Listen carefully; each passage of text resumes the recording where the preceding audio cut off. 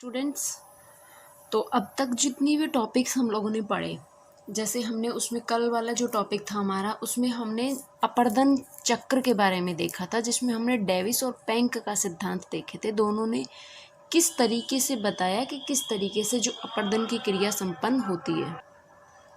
उसी में आगे अब हम बात करेंगे कि बहुत सारी स्थलाकृतियाँ हमें देखने को मिलती, मतलब बहुत सारे जो है, एक तरीके से हम बात करें सिंपल वे में कि जब नदी बहती है, जब बहती हुई जाती है तो रास्ते में बहुत छोटे छोटे जो है स्थलाकृतियाँ बनाती हुई चलती हैं। आपने देखा होगा कि नदी के द्वारा ही जलप्रपात बनता है। जलप्रपात तो देखा है ना, कि झरना बनता है। झरना तो सुना होगा नाम, झरना बनता है, जलप्रपात बनते हैं हमारे, ठीक है। उस तरीके से हमारे गॉर्ज होते हैं, कैनियन होते हैं, बहुत सारी स्थलाकृतियाँ वो बनाती हुई चलती हैं। उन सब का जो अध्ययन होता है वो हम इसमें करेंगे। तो नदी के द्वारा जो जितनी भी स्थलाकृतियाँ बनेंगी वो दो प्रकार की स्थलाकृतियाँ होंगी। एक तो अपर्दनात्मक, एक होती है अपर्दनात्मक स्थलाकृतियाँ, और दूसरी होती है निक्षेपणात्मक। देखिए, अपर्दनात्मक मतलब जब अपर्दन हो रहा है, जब नदी अपने रास्ते से प्रवाहित हो रही है और उसमें अपर्दन की क्रिया हो रही है, मतलब कटाव बन रहा है और स्थलाकृतियाँ बन रही हैं, तो वो अपर्दनात्मक स्थलाकृतियाँ। और जब लास्ट में जब मैदानी क्षेत्र, हमने कल बात करी थी कि जो नदी होती है वो बहुत ऊंचे भाग से कटाव करती हुई, अपर्दन करती हुई आती है और लास्ट में जो है मैदान के रूप में, समतल मैदान के रूप में हमें दिखाई देती है। जब वो समतल प्राय मैदान के रूप में होती है तो वहाँ पर जितने भी स्थलाकृतियाँ हमें देखने को मिलेंगी वो कौन सी होंगी? हमारी निक्षेपणात्मक क्रिया के द्वारा जो निर्मित होंगी। निक्षेपण मतलब डिपॉजिट, मतलब जमाव, और अपर्दन मतलब अपर्दन होता हुआ चल रहा है, मतलब उसका जो है एक स्थान से दूसरे स्थान पर प्रवाह हो रहा है, और निक्षेपण मतलब उसी स्थान पर उसका निर्माण हो जाता है, ठीक। तो नदी जो होती है वो दो प्रकार की स्थलाकृतियाँ बनाती है। एक होती है अपर्दनात्मक स्थलाकृति और दूसरी होती है हमारी निक्षेपणात्मक स्थलाकृतियाँ। देखिए, सबसे पहले हम अपर्दनात्मक स्थलाकृतियों के बारे में पढ़ते हैं। कल की क्लास में हमने देखा था कि नदी की जो क्रियाएं कौन कौन सी होती हैं, अपघर्षण, सन्निघर्षण, ठीक। ये जो चीज़ें देखी थी ना, घोलीकरण, ये जितने प्रोसेस थे, ये नदी निर्मित जितने भी स्थलाकृतियाँ होती हैं उनका प्रोसेस होता है। अब हम बात करेंगे अपर्दनात्मक स्थलाकृतियाँ।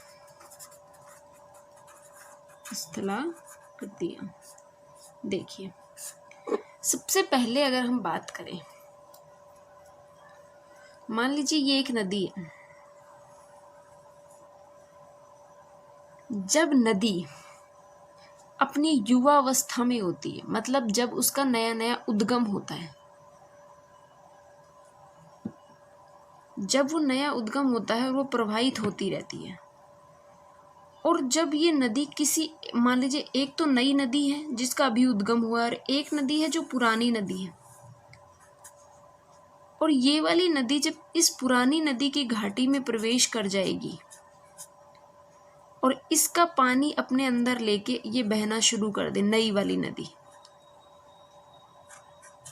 तो इसको हम क्या कहते हैं? नदी अपहरण।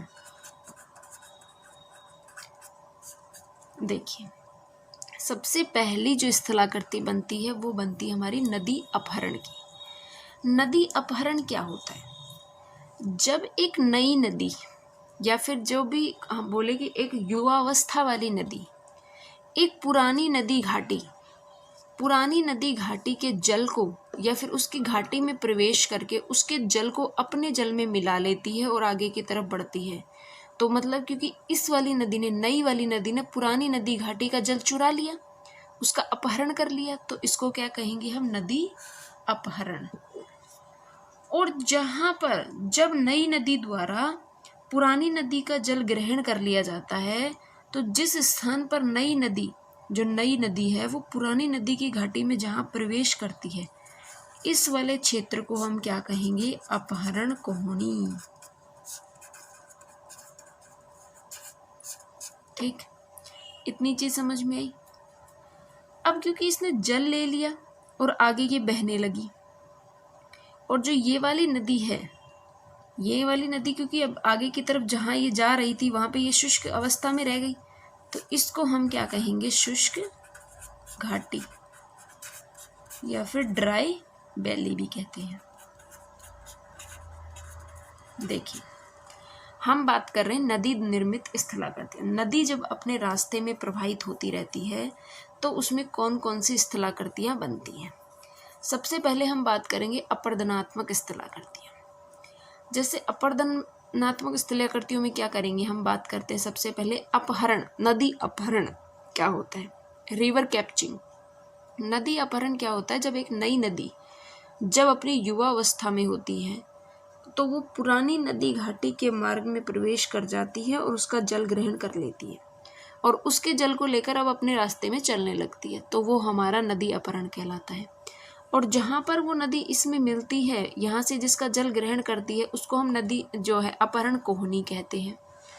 अब क्योंकि जब ये नदी इसमें अपहरण कौन बन गया, कोहनी से आगे जितनी भी हमारी बची हुई, जैसे ये वाली नदी यहाँ बह रही थी, मान लीजिए इधर जा रही थी, तो जो ये वाली नदी अब ये तो सूख जाएगी ना, क्योंकि इस वाली नदी का जल इसने यहीं पर बीच में ही रोक लिया, अपने साथ मिलाकर इधर चलने लगी, और ये वाला जो इसका पहले का क्षेत्र था वो सूख गया, तो इस वाले क्षेत्र को हम शुष्क घाटी कहेंगे, शुष्क घाटी कहेंगे। और जब इस शुष्क नदी घाटी के अंदर ही जब पवन प्रवाहित होने लगे और इसके अंदर छोटे छोटे गड्ढे बनने शुरू हो जाएं, तो उनको हम वातगर्त कहते हैं। अब देखिए, सबसे पहले हमने बात करी नदी अपहरण की। देखिए, दो टर्म और आते हैं इसमें, हरिता और हरिणी। जो नदी अपहरण करती है, अपहरण करती है वो तो हो गई हरिणी, और जिसका अपहरण होता है वो हो गई हरिता। अपहरण होने वाली और हरिणा हो गई हमारी अपहरण करने वाली। देखिए, सबसे पहले हमें कुछ ना सोच के ये ध्यान दीजिए, नदियाँ जो होती हैं, जब नदी, आप ना कॉमन जो एक व्यू होता है ना, उससे सोच के देखिए। आप अपने घरों में ही देखिए कि डेली डेली एक ही जगह से नाली बना दी आपने, वहाँ से पानी जा रहा है। जब पानी जा रहा है, मान लीजिए वो मिट्टी के अंदर से पानी का बहाव हो रहा है, तो बीच बीच में छोटी छोटी स्थलाकृतियाँ आपको देखने को मिलेगी। स्थलाकृतियों को भी हम एक बार पढ़ते हैं कि स्थलाकृतियाँ क्या होती हैं। स्थलाकृतियों का मतलब है कि जिस रास्ते से नदी प्रवाहित हो रही है, जिस रास्ते से जल जा रहा है, तो वो जल जो है बहुत सारी आकृतियाँ बनाता रहता है बीच बीच में। मान लीजिए कहीं पर जो है कमज़ोर चट्टान आ गई बीच में, तो वो कट जाएगी, वहाँ पे जो है लंबवत अपर्दन हो जाएगा, तो वो हमारा गोर्ज बन जाएगा। इसी तरीके से गहरी घाटी बन जाएंगी, कैनियन बन जाएंगे, गोर्ज बन जाएंगे। इनको विद्वानों ने अलग अलग नाम दिए, होते सारी चीज़ें, और हमें सब कुछ पता भी होता है। आपने बीच के ऊपर देखा होगा, समुद्र का जो बीच होता है, किनारा जो होता है, उसके आसपास क्या बना होता है, जो हमारी बीच है, बीच के पास में, बीच के पास में यहाँ पर हमें मिट्टी का जमाव देखने को मिलता है। वो भी एक स्थलाकृति का रूप होता है, जो हम आगे की समुद्री लहरों की जो हम बात करेंगे उसमें हम पढ़ेंगे इसकी स्थलाकृतियाँ। अभी आप फोकस कीजिए अपनी नदी अपर्दन पे। जब नदी आगे के रास्ते में बह रही है, मान लीजिए एक नई नदी है और एक पुरानी नदी है। जब एक नई नदी बह रही होती है और वो पुरानी नदी की घाटी के क्षेत्र में प्रवेश करके उसके जल को अपने में मिला लेती है और अपने रास्ते में आगे चलने लगती है, तो उसको क्या कहेंगे हम, नदी अपहरण। और जब ये जिस स्थान पर मिलती है तो उसको हम अपहरण कोहनी कहते हैं। और जो आगे की जो घाटी है वो जब शुष्क मतलब सूख जाएगी आगे की, क्योंकि जल तो यहीं पे अपहरण हो गया ना, तो आगे की नदी सूख जाएगी, इसको हमने क्या शुष्क घाटी या ड्राई वैली कहा। और जब इस ड्राई वैली के अंदर हवा आई, हवा की वजह से, पवन की वजह से क्या हुआ, छोटे छोटे गर्त के रूप में वो बन गया, तो वो हमारा वातगर्त कहलाया। ठीक है, इतनी चीज़ समझ में आई। हरिता और हरिणी, हरिता मतलब जो नदी अपहरण होने वाली है, ये जो पुरानी नदी थी ये तो हमारी हो गई हरिता, और जो ये अपहरण कर रही है ये हो गई हमारी हरिणी। इतनी चीज समझ में आई। हरिता और हरिणी जो होती है किस प्रकार से अपना काम करती है, ये स्थलाकृतियां थी हमारी। नेक्स्ट जो अगर हम बात करें तो सबसे पहले आता है हमारी कौन सी, अभी तक हमने कितनी चीजें बात कर ली, एक नदी अपहरण, दूसरी अपहरण कोहनी, तीसरी ड्राई बेली और चौथी हमारा वातगर्त। 4 स्थलाकृतियां हमने पढ़ ली। आपको ये प्रोसेस समझ में आया कि इसके अंदर जो है नदी का अपहरण हो रहा है, फिर अपहरण कोहनी बन रही है, फिर शुष्क घाटी बनी, फिर वातगर्त बना। ये एक सीक्वेंस चल रहा है और इसी सीक्वेंस में आपको अपने आंसर में लिखना है। अभी तक हमने 4 स्थलाकृतियां पढ़ ली। अब हम बात करते हैं 5वीं स्थलाकृति हमारी वी आकार की घाटी। वी आकार की घाटी।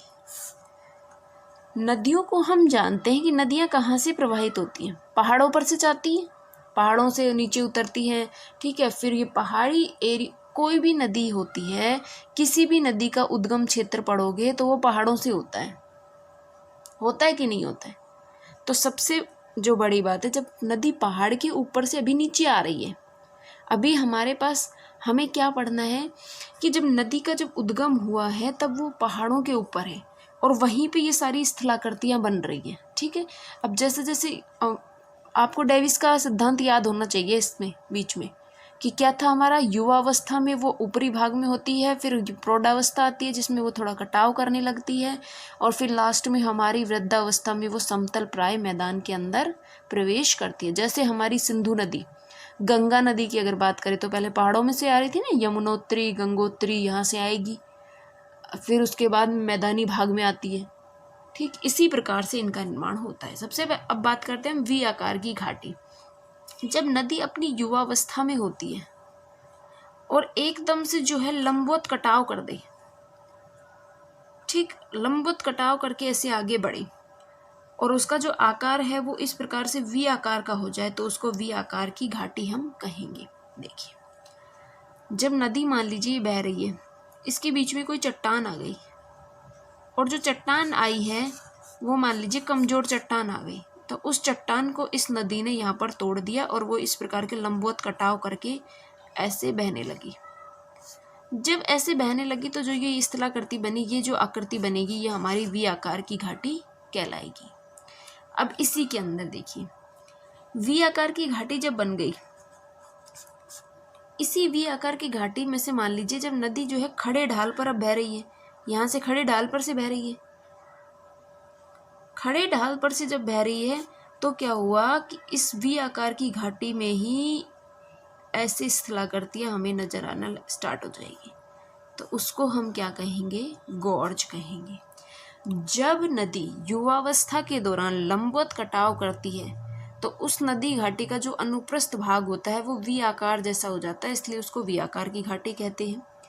गोर्ज में क्या बात करें, जब खड़े ढाल वाली घाटी से प्रवाहित होती है नदी, एक मान लीजिए खड़ा ढाल है कोई पहाड़ी के ऊपर और वहाँ से नदी प्रवाहित हो रही है, तो उसको हम क्या कहेंगे, हम गोर्ज कहते हैं उसको। और जब जो ये वाला है गोर्ज, विस्तृत जो गोर्ज है, ये गोर्ज ही जब बहुत ज़्यादा विस्तृत हो जाता है, मान लीजिए बहुत ही पतला इस तरीके से बन गया, ये इस तरीके की स्थलाकृति बन गई, तो ये हमारा कैनियन कहलाता है। ये वी आकार की घाटी हो गई, हमारा गोर्ज हो गया। फिर अगर इसी गोर्ज का, विस्तृत गोर्ज को ही हम कैनियन कहते हैं, जैसे कि इसका जो है इस प्रकार से हमें दिखाई देना, बिल्कुल एक दूधिया क्षेत्र के रूप में दिखाई देना हमारा कैनियन कहलाता है। जैसे अमेरिका का कोलोराडो नदी के द्वारा ग्रैंड कैनियन है, ठीक। इतनी चीज़ समझ में आई। अभी तक हमने कितनी स्थलाकृतियों के बारे में बात कर ली।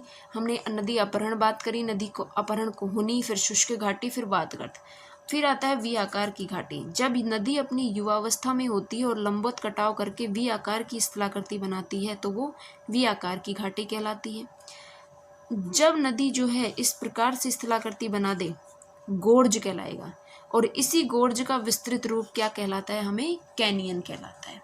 इतनी समझ में आई। हाँ, अब नेक्स्ट जो हम बात करते हैं हमारी जलज कृतिका की, ठीक है, अभी तक हमने कितनी स्थलाकृतियाँ पढ़ ली हैं? जो गॉर्ज, कैनियन हमने पढ़ा, वी आकार की घाटी पढ़ ली। अब हम बात करते हैं जलज कृत्तिका की। देखिए, नदी अपने इस रास्ते से बह रही है, मान लीजिए ये इस तरफ से नदी का ये प्रवाह हो रहा है। जब नदी इस तरीके से प्रवाहित होती हुई चल रही है और ये अपने साथ में बहुत सारा मलबा भी लेकर चलती है, आपने देखा होगा ना, नालियों में से जब पानी जाता है तो अपने साथ में मलबा भी लेके जा रहा होता है। उसी प्रकार से जब नदी प्रवाहित होती है तो वो अपने साथ बहुत सारा मलबा लेकर साथ में चलती है।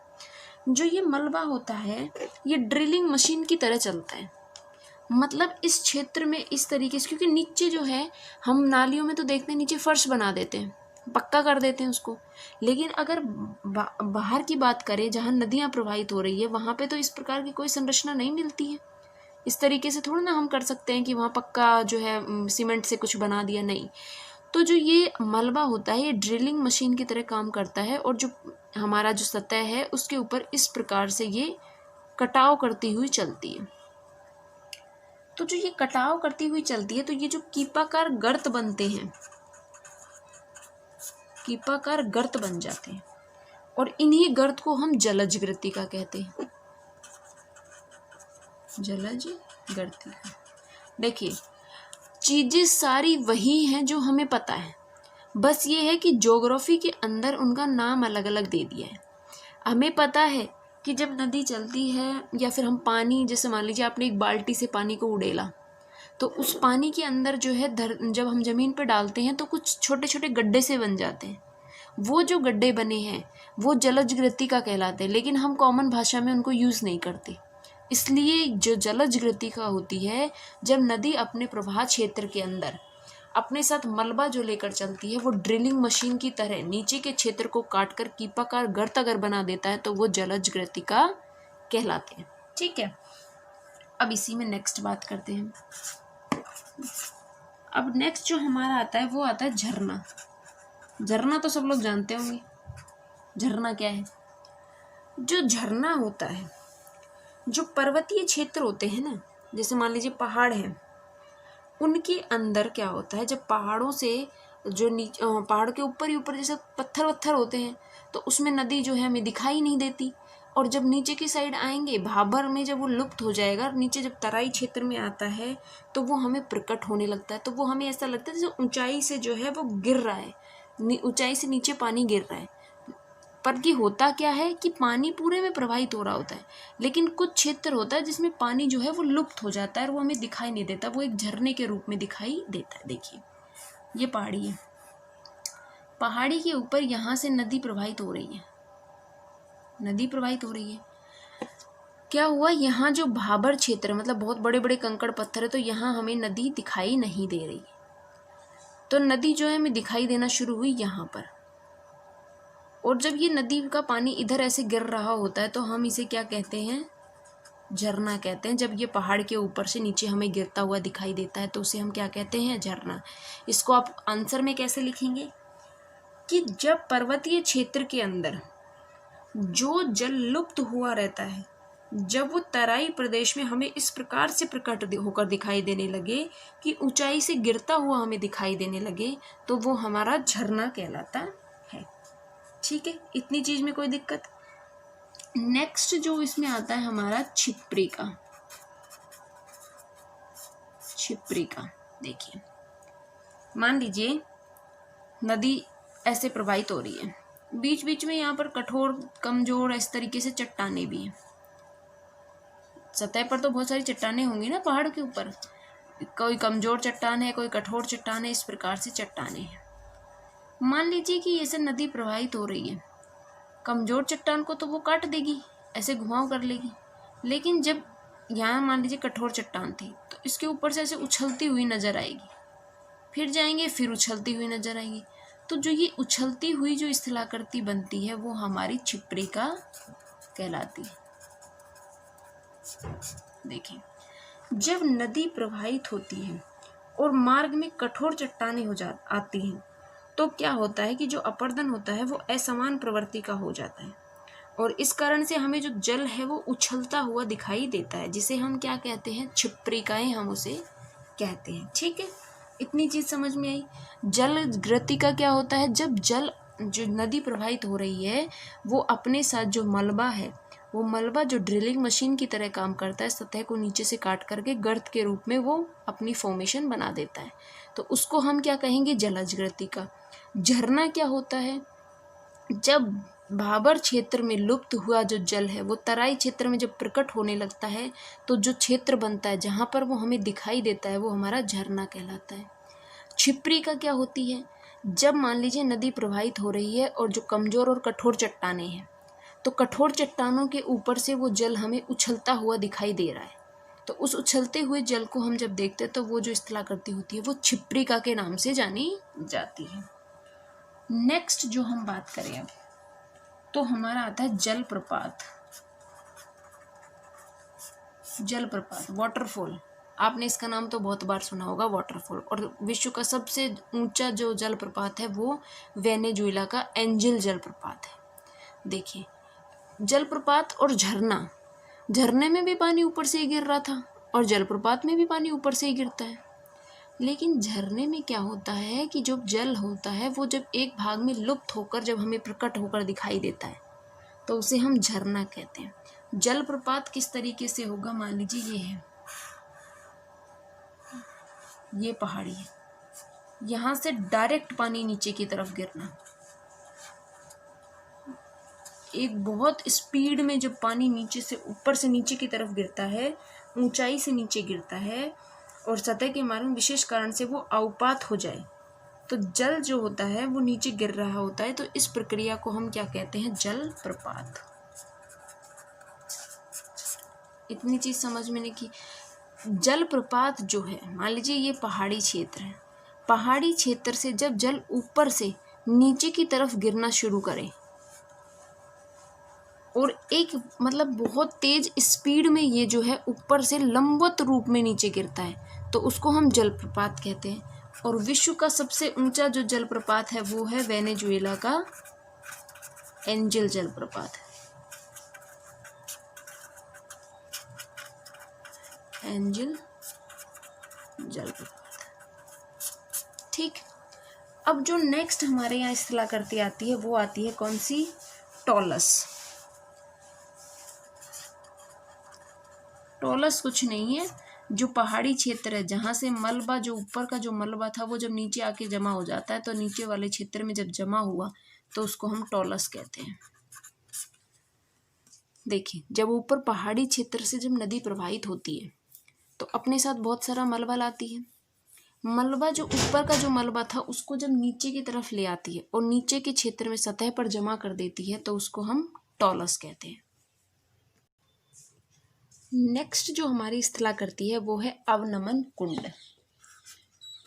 अवनमन कुंड में क्या होगा, मान लीजिए कि नदी जो है प्रवाहित हो रही है और ये इस तरीके से पहाड़ी क्षेत्र है, यहाँ से नदी प्रवाहित हो रही है, जब ये नदी ऊपर से सतह के ऊपर जब गिरी तो जब नीचे के क्षेत्र जो ये है सतह, इसके ऊपर इसने गर्त बना दिया।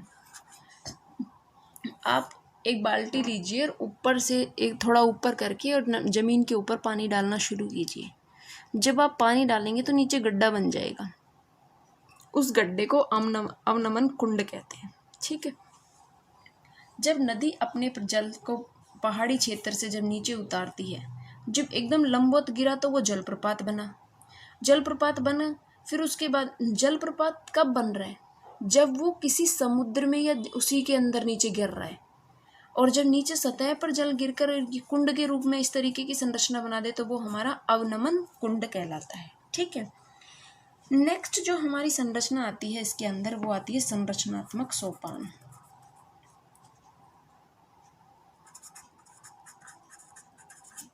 संरचनात्मक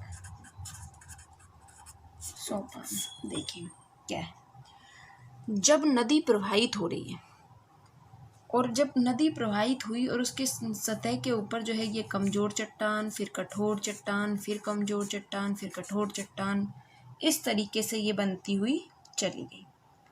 तो ये क्या करेगी, ये नदी कमज़ोर चट्टान को तो तोड़ती हुई चलेगी और जो कठोर चट्टान है उसके साथ साथ उसके ऊपर से बहेगी।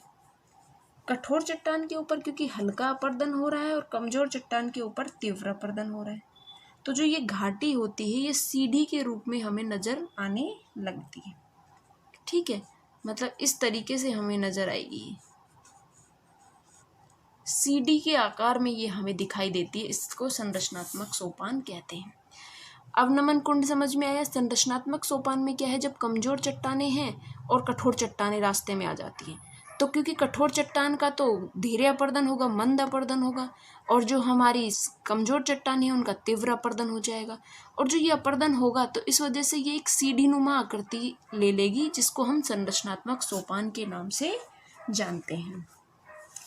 अब नेक्स्ट जो आता है हमारा, कौन सी आती है, नदी विसर्प। नदी विसर्प देखिए,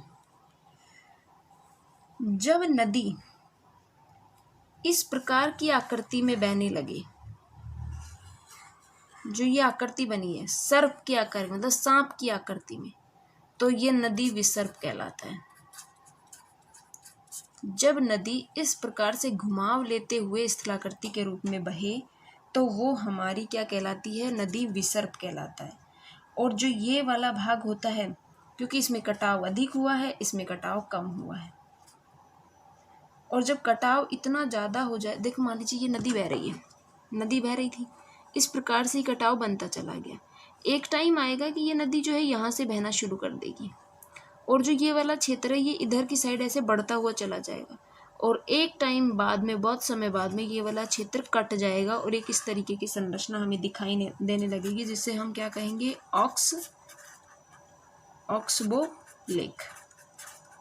ऑक्सबो लेक के नाम से हम इसे जानेंगे। देखें, नदी विसर्प, जब नदी इस तरीके से सर्प की आकृति लिए हुए बहती है तो उसे हम नदी विसर्प कहते हैं। इतना जो है, इतना अधिक ये विसर्प के रूप में बहती है कि ये इस तरीके से बहती रही। एक टाइम आया कि जो ये इतना अधिक अपर्दन इसमें हो गया कि ये वाला क्षेत्र टूटकर अलग हो गया, और इस वाले क्षेत्र को हमने क्या कह दिया, ऑक्सबो लेक। क्योंकि एक टाइम बाद इसमें जो है जल भर जाएगा, और जब जल भर जाता है तो वो जो लेक होती है हमारी ऑक्सबो लेक के नाम से जानी जाती है। ठीक है, इतनी चीज में आप लोगों को दिक्कत। अब जब लास्ट में जब हम पहुंचते हैं, नदी विसर्प हो गया, सारी चीजें हो गई, लास्ट में जब हम नदी, अभी तक नदी जो है बहते हुए ऊपर से आ रही है, जब नदी मैदानों में पहुंची तो उसको हमने क्या कह दिया, संप्राय मैदान। ये हमने कल भी बात करी थी कि जब नदी मैदान में या फिर लास्ट में समतल मैदान के अंदर हमारी बहना शुरू करती है तो उसको हम क्या कहते हैं, डेविस ने उसको क्या कहा था, पेनीप्लेन के नाम से जाना जाता है। ये हमारी लास्ट स्थलाकृति होती है जो अपर्दनात्मक स्थलाकृति के रूप में जानी जाती है। ठीक है, और उसी के बाद में हमने बात करी थी कि जब संप्राय मैदान है उसी के अंदर, मान लीजिए समतल मैदान के अंदर कुछ अवशिष्ट पहाड़ियाँ भी अगर हमें दिखाई देती हैं तो उसको उन्होंने तो क्या कहा था, पेंक महोदय ने इंसेलबर्ग कहा था, और इनको जो है मोनोडोनोक भी कहते हैं। जो ये अवशिष्ट पहाड़ियाँ होती है इसको मोनोडोनोक भी कहते हैं। देखिए, अभी तक हमने कितनी स्थलाकृतियों के बारे में देखा। सबसे पहले हम बात कर रहे थे नदी निर्मित स्थलाकृतियाँ, जिसमें सबसे पहले थी हमारी अपर्दनात्मक स्थलाकृतियाँ। अपर्दनात्मक इस नदी अपहरण कोहनी, शुष्क घाटी और वातगर्त। फिर हमने वी आकार की घाटी, गॉर्ज और कैनियन की बात की। जब हमने ये सब देखा तो हमने देखा अब जब नदी आगे बढ़ रही है तो वो जलज कृतिका बना रही है, फिर उसका झरना बनेगा, झरना भी उसमें हमें दिखाई देता है। फिर छिप्रिकाएँ बनी, जब उछलता हुआ जल हमें दिखाई दे रहा है। जलप्रपात बना कि तेज बहाव में पानी एकदम लंबवत रूप में ऊपर से नीचे की तरफ गिरता है। टॉलस, जो मलबा होता है उसको जब नीचे की तरफ जमा हो जाता है तो वो टॉलस कहलाता है। ठीक, इसी प्रकार से जो नेक्स्ट थी हमारी अवनमन कुंड था। अवनमन कुंड जो अंदर स्थलाकृति के जब सतह के ऊपर इस प्रकार से जब जल गिरता है और वो इस लेक के रूप में नजर आता है तो वो कुंड कहलाता है। संरचनात्मक सोपान में सीढ़ी नुमा आकृति हो जाती है। नदी विसर्प में सर्प की तरह उसकी आकृति होती है। ठीक है, और जब ये अलग हो जाता है ये वाला क्षेत्र तो इसको ऑक्सबो लेक कहते हैं। और लास्ट में हमने बात करी थी कि लास्ट में जब नदी मैदानों में आ जाती है तो वो हमारा संप्राय मैदान या पेनीप्लेन कहलाता है। और जो उसमें विशिष्ट पहाड़ियाँ अवशिष्ट पहाड़ियाँ जो हमें दिखाई देती है उसे हम मोनोडोनॉक कहते हैं। और पेंक महोदय ने उन्हीं अवशिष्ट पहाड़ियों को क्या कहा था, इंसेलबर्ग के नाम से देखा था। कल की क्लास में हम लोग देखेंगे आगे का इसका जो पार्ट है हमारा कौन सा बच गया, अपरदनात्मक स्थलाकृतियाँ हमने देख ली। अब जो नेक्स्ट होगी हमारी निक्षेपणात्मक स्थलाकृतियाँ कौन कौन सी होंगी, ठीक है। तो ये था हमारा आज का टॉपिक, ठीक है। आगे की जो बातें हम कल की क्लास में डिस्कस करेंगे। Thank you.